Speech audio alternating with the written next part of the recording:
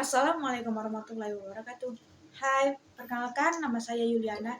Pada video kali ini, saya akan menjelaskan tentang fungsi human relation dalam bisnis. Nah, sebelum kita menjelaskan fungsi human relation dalam bisnis, mari kita kenal dulu apa sih arti dari public relation. Nah, jadi public relation itu adalah bagian dari komunikasi bisnis yang dilakukan oleh suatu perusahaan untuk membangun citra positif ke masyarakat luas.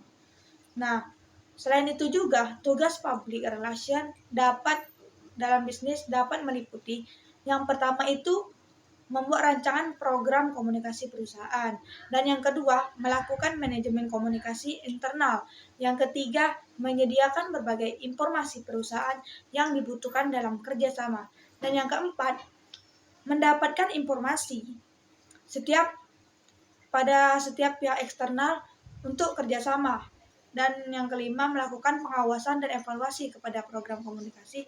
Dan yang terakhir yaitu mencegah dan menyelesaikan konflik.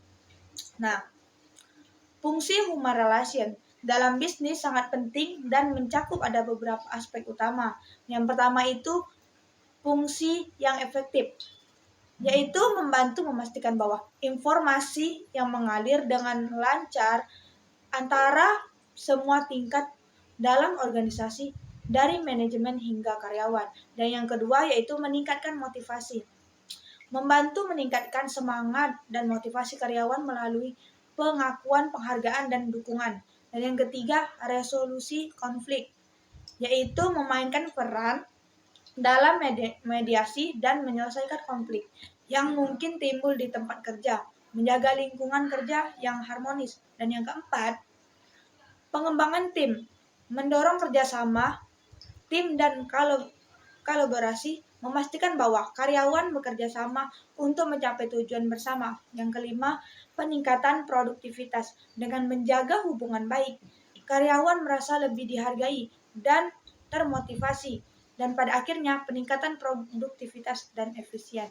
Dan yang keenam, retensi karyawan, membantu dalam menciptakan lingkungan kerja yang positif yang dapat meningkatkan retensi karyawan dan mengurangi tingkat turnover. Dan yang ketujuh, peningkatan kesejahteraan karyawan, mendukung kesejahteraan emosional dan fisik karyawan yang berkontribusi pada kesehatan dan kebahagiaan mereka secara keseluruhan. Fungsi human relation yang baik dalam bisnis itu tidak hanya berfokus pada keuntungan perusahaan, tapi juga pada kesejahteraan karyawan, yang pada akhirnya membawa kesuksesan jangka panjang bagi organisasi. Personal branding tidak hanya membutuhkan banyak uang, tetapi lebih tentang bagaimana Anda mempromosikan diri Anda di mata publik. Nah, ada beberapa cara untuk membangun personal branding. Yang pertama, kenali diri sendiri. Pahami kelebihan, kelemahan, nilai-nilai, dan apa yang membuat Anda unik. Dan yang kedua itu tentukan tujuan. Apa yang ingin Anda capai dengan personal branding itu? Apakah untuk karir, bisnis, atau pengaruh sosial? Dan yang ketiga itu identifikasi target audience. Siapa yang ingin Anda jangkau dan brand Anda? Kenali siapa yang ingin menjadi audiens utama Anda.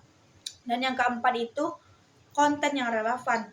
Buat dan bagikan konten yang relevan dan bermanfaat bagi target audiens Anda melalui blog, media sosial, atau platform lainnya. Dan yang kelima, konsisten. Pastikan pesan dan visual branding Anda konsisten di semua platform.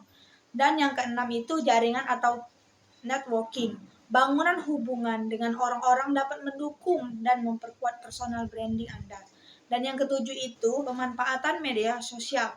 Gunakan platform media sosial untuk mempromosikan diri Anda dan berinteraksi dengan audiens. Dan yang ke-8 itu pantau dan evaluasi. Selalu pantau pengembangan personal branding Anda dan lakukan evaluasi secara berkala untuk melihat apa yang berhasil dan apa yang perlu ditingkatkan.